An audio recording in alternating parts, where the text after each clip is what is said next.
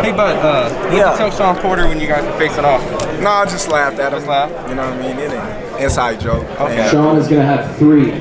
So, you know, more importantly, seeing that the TGB comment, and you kind of addressed the Tom Brown situation, all that, after, you know, sitting down and seeing them, what did that feel like to be able to just tell them, like, you know, the fighters? Oh, man, because all y'all media outlets has been blaming me for these type of fights not being able to get made.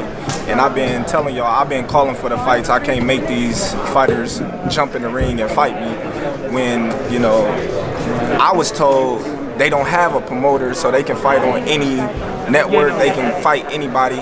So that goes to show, you know, that it wasn't, you know, Team Crawford fault or Top Rank fault that the fights couldn't get made, you know.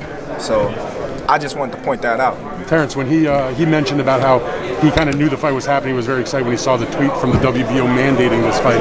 Can you describe or characterize your emotions when you, I know how much you wanted this kind of fight, but when you realized it was real and that you had to fight him or they're going to take your title away?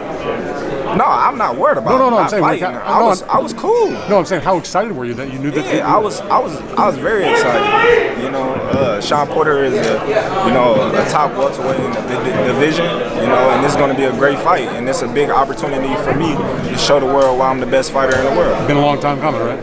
For sure. Can you? I mean, when you first came up, you know, you had a couple of fights, you won your title.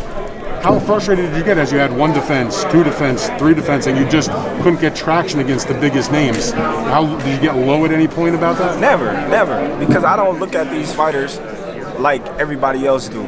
You know, these is great fighters. You know what I mean? In their own right, they just, you know, went up against the better fighter at that point in time. You know, Mean Machine, a 2-time Olympian. You know, Benavidez was considered the next best thing smoking, you know, since he was young. You know, Amir Khan, you know what I mean, numerous world champions, silver medalists. I can go on and on. Jeff Horn beating Pacquiao, but y'all gonna take the credit away from him because how I dismantled him. Now, if it was a close fight, then everybody would say, oh, well, Terence Crawford beat a great fighter that night. I think part of it was that they may have been talented guys, like you said, but weren't maybe as well known as, like, because of the fact that he fought Garcia or Thurman or Spence. Is that a fair assessment? That's for sure. That's for sure. Terence, when it's all said and done for you, what do you want your legacy to be remembered as, right? World champion at 35, undisputed at 40, champion at 47. You know, you're still young.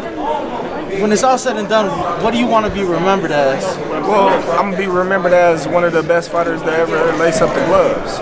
You know, at the end of the day, you know, they're going to remember me for being so versatile, you know, being able to fight inside, outside, box, bang, punch, take a punch, you know, switch. You know, I'm going to be known for so many diverse dimensions than, you know, any other fighter. Yesterday at your workout, you made a comment on how no matter what you do, the media will criticize you, right? If you walk Porter, oh, well, he already has a couple losses. You know, you even made a comment saying, you know, next thing I know, they're going to want me to move up to fight Canelo.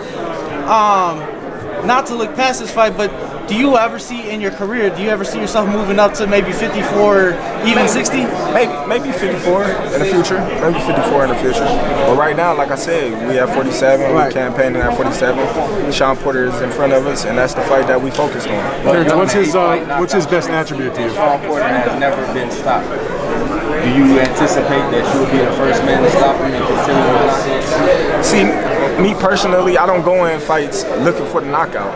I go in fights to dominate and make sure I get the victory no matter what. If the knockout's there, I'm most definitely going to take it, you know, and secure that knockout. But if it's not, then so be it, as long as I secure the victory.